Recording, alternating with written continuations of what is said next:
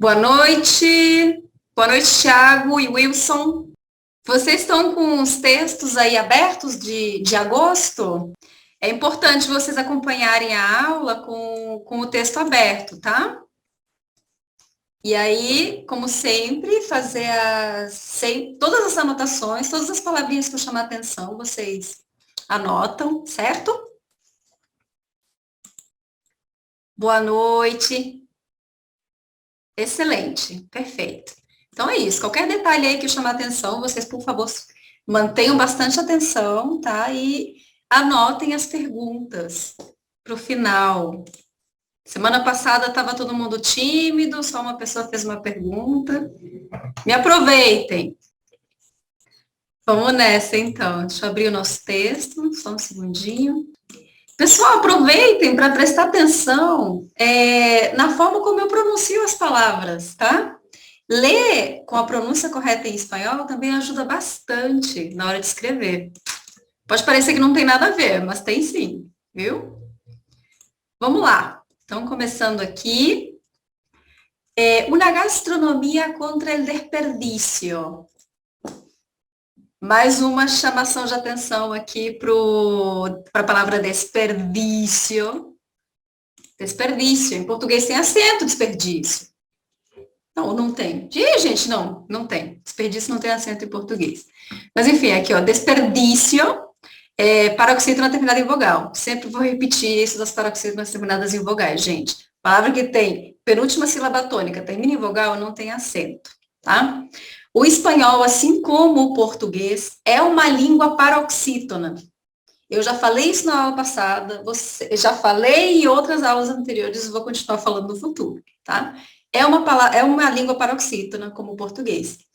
Você olha ao redor, a maioria das palavras são paroxítonas, tá?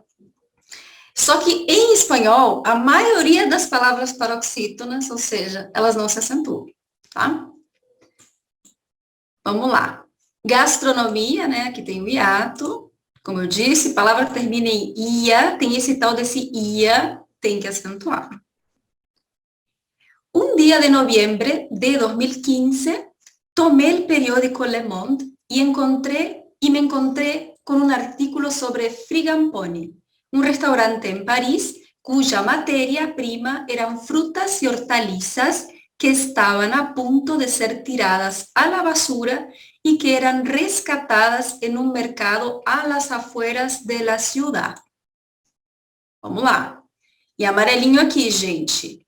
Cuxa, eu pronuncio cuxa, gente, porque meu espanhol, ele é rioplatense, né, da região do Rio de la Plata, que é o espanhol que se fala na Argentina, no Uruguai, então lá se fala cuxa, mas não é a única pronúncia, né, tem várias outras pronúncias, como cuya, cuya, certo? Que é o som do Y quando está no início ou no meio da palavra. Quando o Y está no final da palavra, ele tem som de I, ok? Então, cuya ou cuxa, matéria, paroxítona terminada em vogal, não tem acento. Essa palavra em português tem. Estavam palavras, verbos conjugados no pretérito imperfeito. A maioria, a não ser que a raiz do verbo seja com V, se escrevem com B, tá? Diferente do português, que é tudo com V. Estavam a ponto de ser tiradas a la basura. Vamos lá, ciudad termina com D mudo. Aí eu quero chamar, gente, aqui, ó, ciudad. Ela termina com D mudo, tá? E uma regra de plural, por exemplo, o plural de ciudad é ciudades e não ciudades, como eu sempre vejo. Assim, o povo coloca o S, né, quer colocar o S no final para fazer o plural. Mas o plural das palavras em espanhol, terminadas em consoante, termina em ES, tá? Palavra termina em consoante, gente, é ES o plural. Ciudad, ciudades. Né? Amistad, amistades. Peor, peores. Certo? Decidi, ó, português não tem acento. Em espanhol tem, porque oxítona tem a última sílaba tônica. Qualquer oxítona, sensação, gente, terminada em vogal, tem que acentuar, tá? esse, não existem dois S's em espanhol, é sempre com um S só. Então, deixa bem marcadinho, ó. Esse. Ofício, paroxítona terminada em vogal, né? Estão vendo? Não tem acento. Profissional, com E. Estudiar, o verbo é um verbo regular, mas ele escreve com I, né? Estudiar. Años, que é com N. Eu sempre repito. Se vocês querem saber o que significa ano, vão para a RAI ver o que significa. Não recomendo, tá? Escrever ano com N, é com N.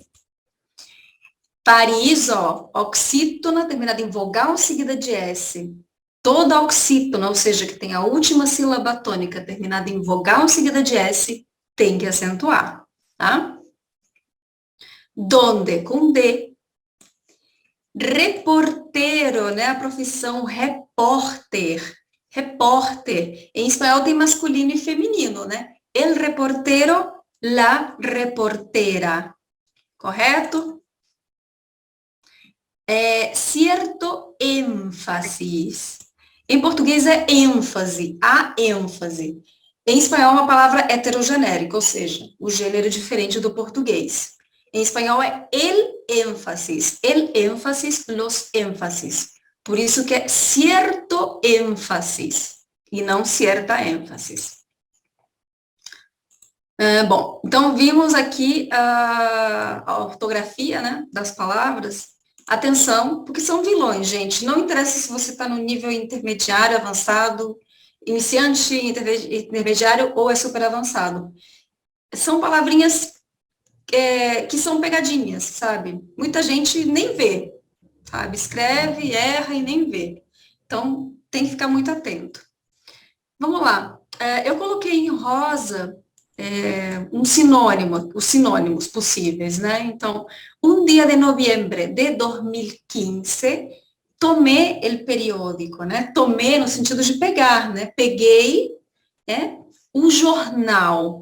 Periódico, gente, significa jornal. Uma outra palavra, um sinônimo para jornal é diário. Tá? Diário também significa diário. Então, vamos lá. Um dia de novembro de 2015, tomé ou corri. Agarrar também é um sinônimo. El periódico ou el diário Le Monde. Reparem que aqui é um dia e não uno dia. Porque antes de qualquer palavra masculina singular, usa-se um e não uno. Certo? Não estaria correto dizer uno dia. É sempre um dia.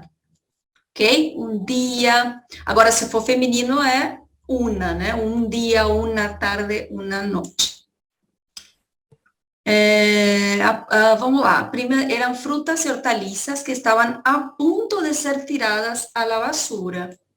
Gente, vocês conhecem essa expressão? Tirar a la basura? Basura significa lixo. Lixo. Tá? Tirar a la basura é a expressão inteira, né? Ó, estavam a ponto de ser tiradas a la basura significa estavam a ponto de ser jogadas no lixo. Então, tirar a la basura significa jogar no lixo. Tá? Basura, lixo. Tirar a la basura, jogar no lixo. Que eram rescatadas no mercado a las afueras, né? A las afueras significa nos arredores, né? Em espanhol existe essa outra forma de dizê-lo, que é en los alrededores, também com a preposição de, né? Então, a las afueras de la ciudad ou en los alrededores de la ciudad. Deixa eu dar um F11 aqui. Yo había estudiado gastronomía y luego de un par de años, una otra forma de decir luego de un par de años es al cabo de 2 años o al cabo de un par de años. Cuidado, gente, quando vocês virem a palavra luego, tá? Luego. Nesse caso, luego de um par de anos significa após um par de anos, depois de um par de anos não, né? Depois de 2 anos ou depois de alguns anos, porque esse um par significa dois, certo? Mas também pode significar alguns. Então, depois de alguns anos ou depois de 2 anos, tá? Então, depende do contexto.